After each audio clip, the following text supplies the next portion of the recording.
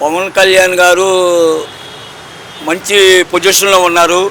కూటమి ప్రభుత్వంలో 3 పార్టీలు కూడా కలిసి కట్టుగా పనిచేస్తున్నాయి. పవన్ కళ్యాణ్ గారు 3 పదవుల్లో ఉన్నారు. 3 పదవుల్లో కూడా రోడ్లు నెక్స్ట్ ఇయర్ జూలై కల్లా కంప్లీట్గా అన్ని రోడ్లు కూడా కంప్లీట్ అవ్వాలనే విధానంతో ఉన్నారు. గిరిజనులకు కానీ ఎక్కడే ఏ ప్రాంతాల్లో కిడ్నీ వ్యాధిగ్రస్తుల ఏరియాలో కానీ ఎక్కడైనా కానీ పవన్ కళ్యాణ్ గారు సొంతగా తిరిగి పార్టీ కోసం పనిచేసుకుంటా ఓ పక్కన ఉమ్మడిగా కలిసికట్టుగా ఉండి పార్టీతో అందరం కలిసికట్టుగా చేసి జనాల్లో మంచి పేరు సంపాదించాలి.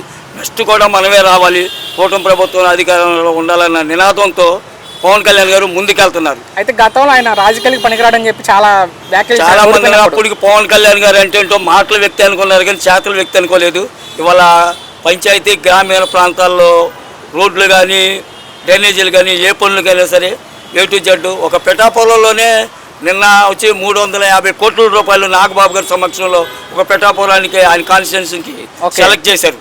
అలాగే వాళ్ళ సొంతూరు ఏదో ఉందని చెప్పి కొండల గ్రామానికి కూడా ఆయన సొంత నిధుల కింద 50 లక్షల రూపాయలు అంత ఇచ్చి ఖర్చు పెట్టాడు. వ్యక్తిగతంగా చాలా మంచిదండి పవన్ కళ్యాణ్ గారు.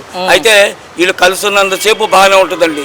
ఆయన సొంత నిర్ణయం డిసిషన్ చేసినప్పుడు మనం చెప్పలేము. పవన్ కళ్యాణ్ మీద అసలు మీ అభిప్రాయం ఒకే ఒక్క మాటలో? పవన్ కళ్యాణ్ నెంబర్ 1 లీడర్ అండి. ఓకే.